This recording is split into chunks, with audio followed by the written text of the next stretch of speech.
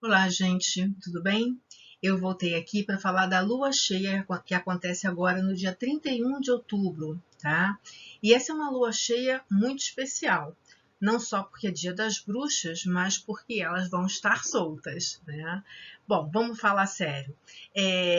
Eu sempre gosto de trabalhar com os ciclos da lua, principalmente a lua nova e a lua cheia, porque eles trazem muitas informações. A Lua é o satélite mais perto da Terra e acaba que mexe muito com as nossas atitudes, emoções, uma série de coisas. Esse mapa tem algumas coisas importantes, mas eu queria primeiramente falar para vocês da importância desse período que nós estamos vivendo.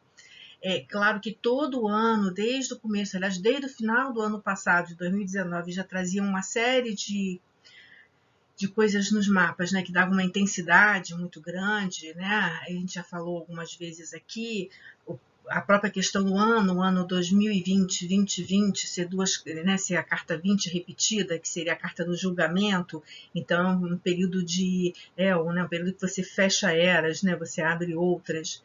Então esse ano, 2020, ele vem coroado por essa questão mesmo da gente tentar resolver situações, coisas que o planeta precisa que a gente solucione de uma vez por todas, senão ele busca as próprias soluções dele, né? Então, esse 31 de outubro, ele vai trazer algumas coisas que são bastante fundamentais da gente entender, tá? Desculpa, a gente estava aqui buscando o ponteiro, né?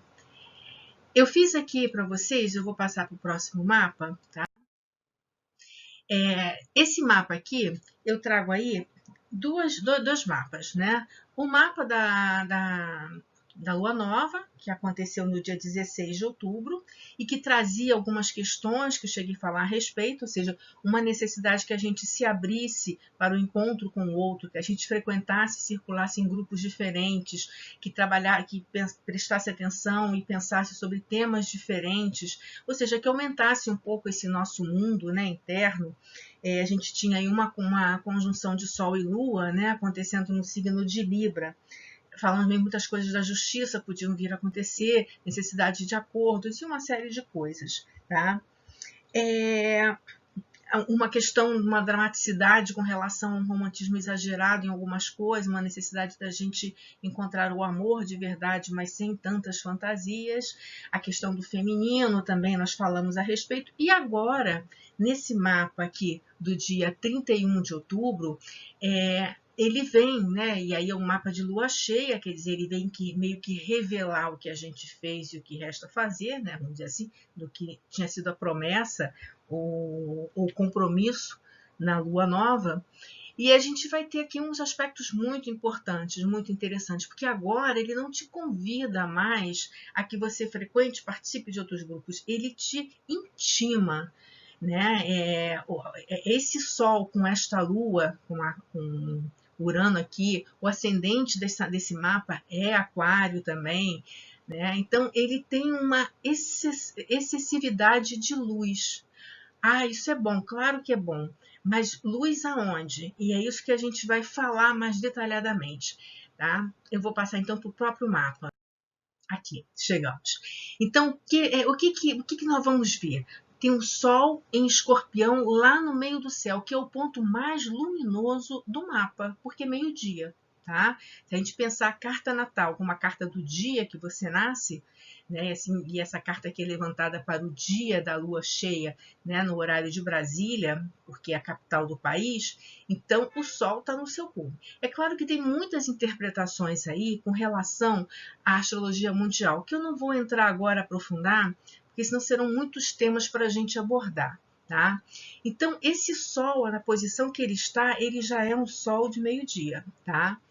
E ele está em Escorpião. Ele ilumina o quê?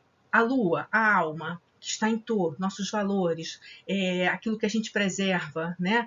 O nosso próprio corpo, e aí o corpo da própria Terra, né?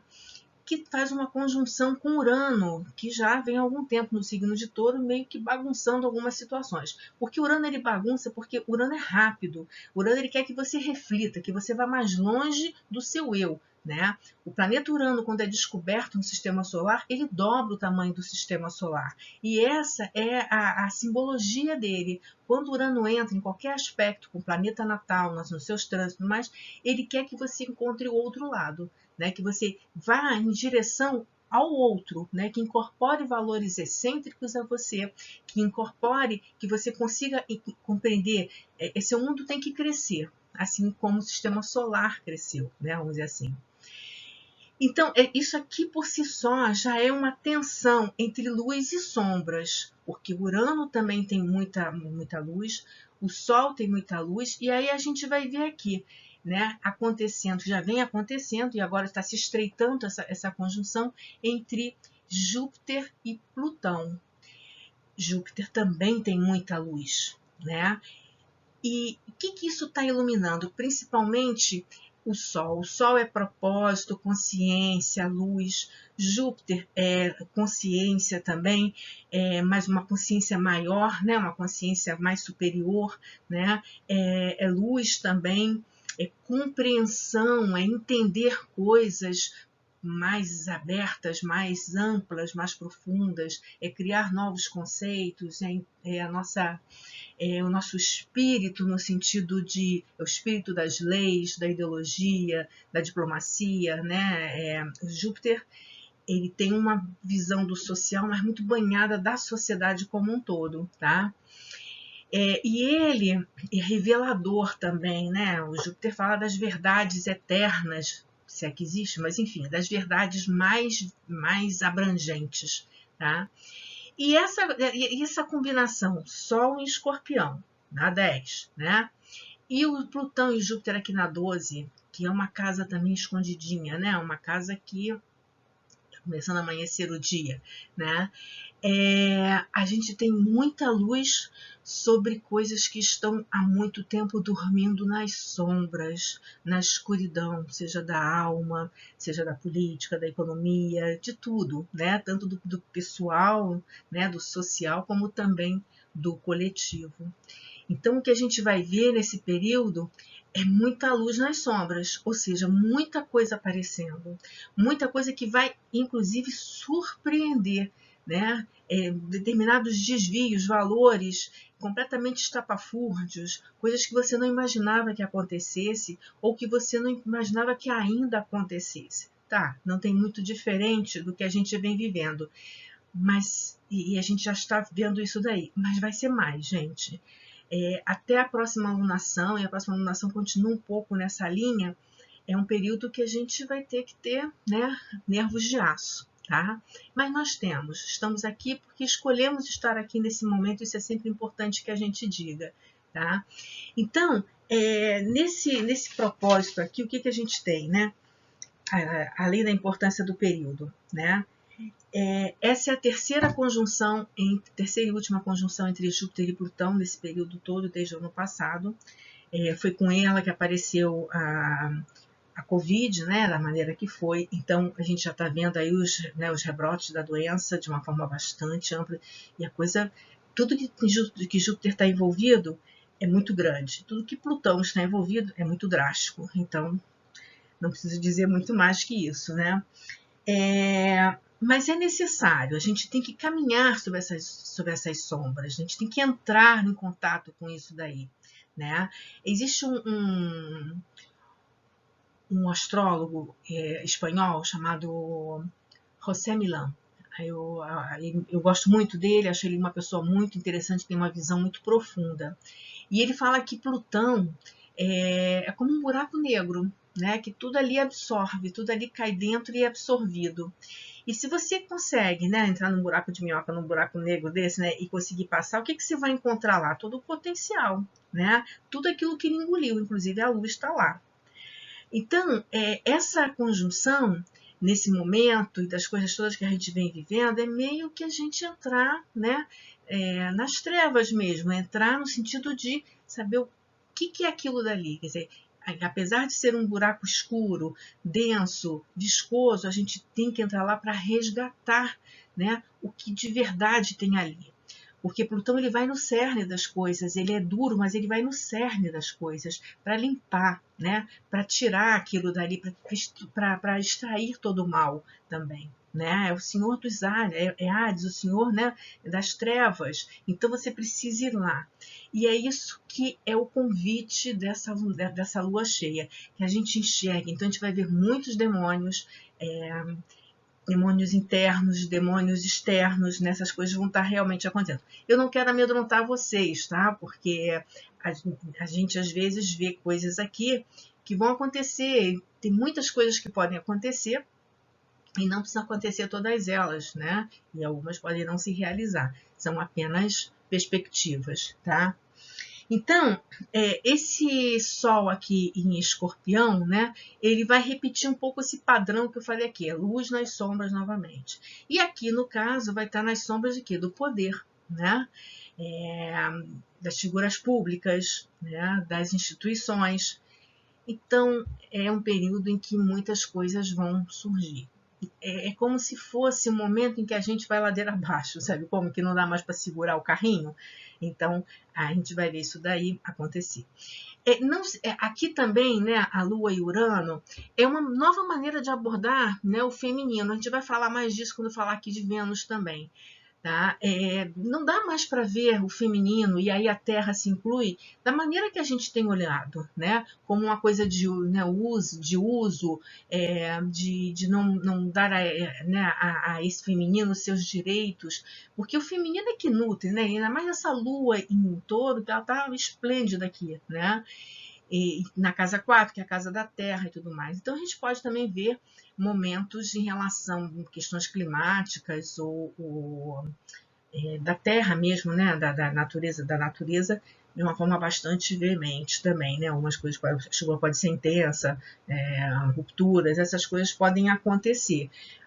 Mas é cada coisa chamando a nossa atenção para que o momento não dá mais para brincar, não dá mais, apesar de Marte e Mercúrio ainda continuarem retrógrados, Mercúrio e Marte ainda estão retrógrados, eles vão sair dessa posição logo logo, não temos mais tempo. Esse tempo aqui é só para pensar em táticas, né, em como fazer as coisas acontecerem. Porque a gente já passou, em relação à Terra, por exemplo, do momento da gente tentar ser sustentável. A gente tem que reparar as coisas agora, regenerar, né?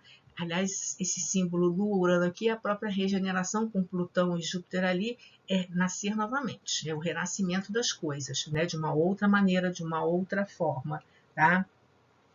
Então, catástrofes da natureza podem acontecer, né? E Urano, ele é muito rápido, com Plutão, que é muito profundo, então as coisas vão ser cirúrgicas, rápidas e profundas, né? É uma incisão, mas é a partir dessa incisão, né, rápida e profunda, que você tira os tumores também. Eu estou usando umas palavras meio fortes, né, gente? Mas é um pouco por aí.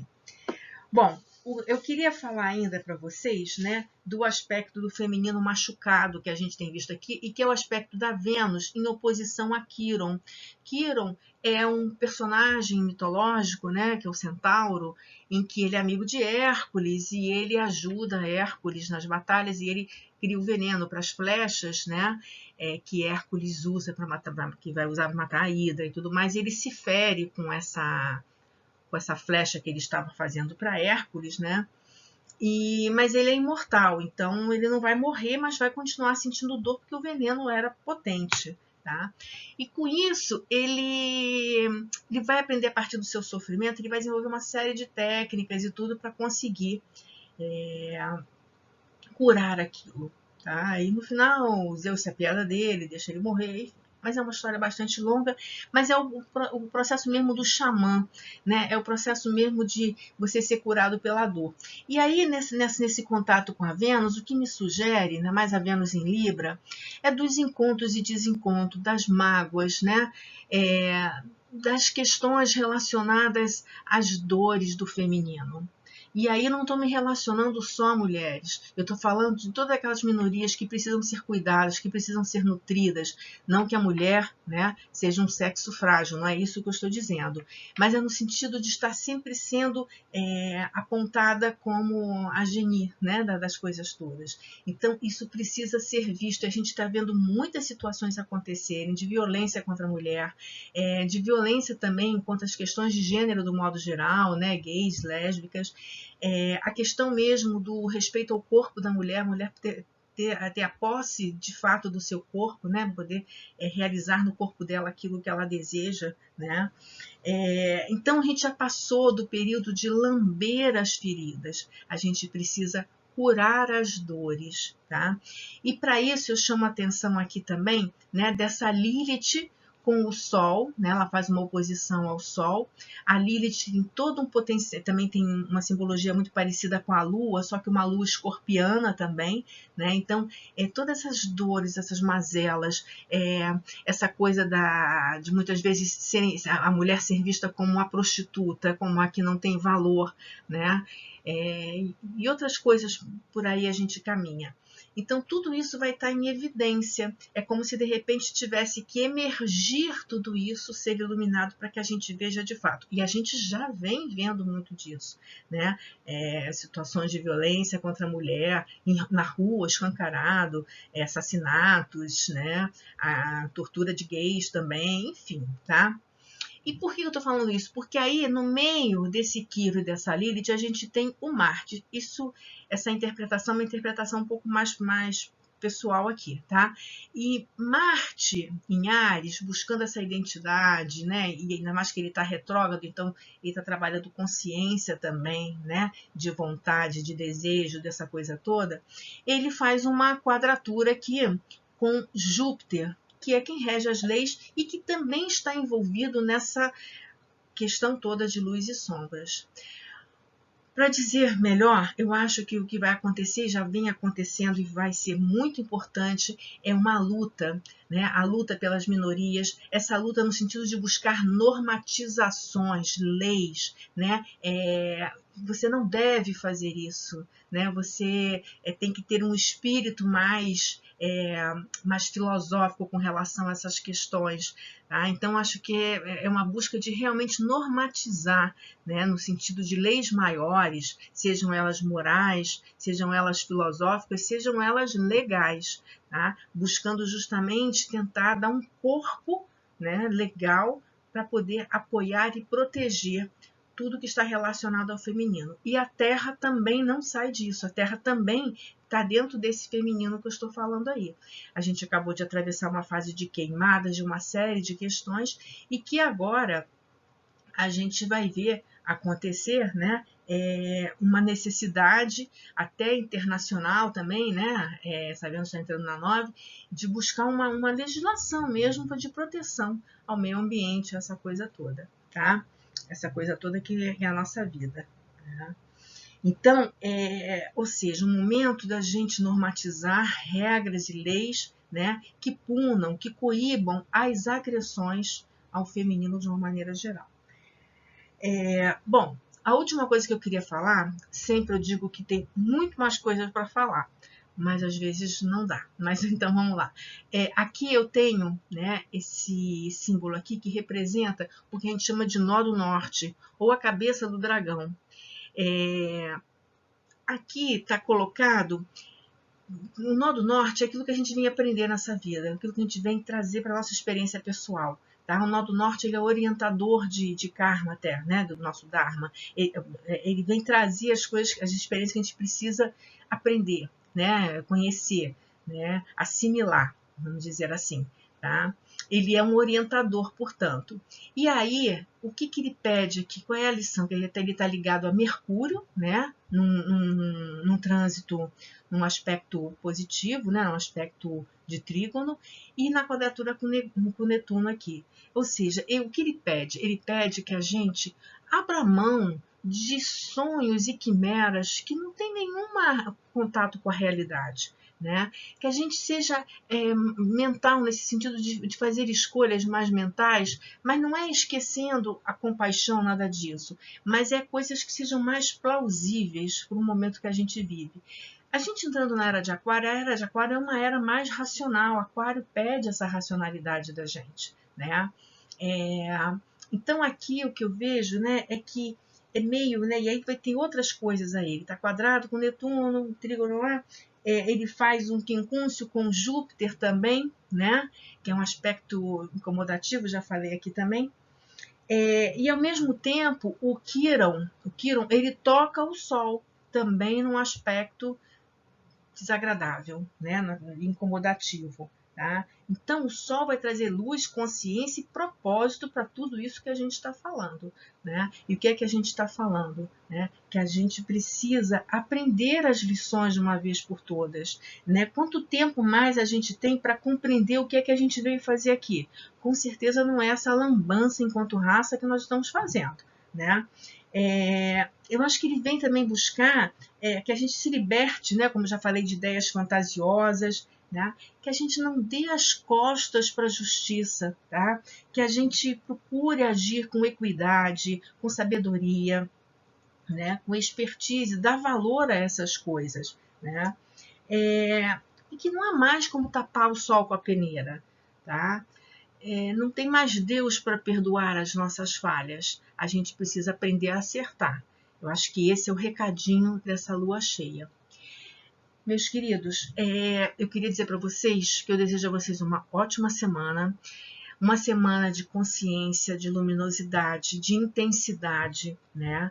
E que a gente aproveite a oportunidade para crescer junto com esse planeta, porque a gente não tem mais tempo para brincar com ele.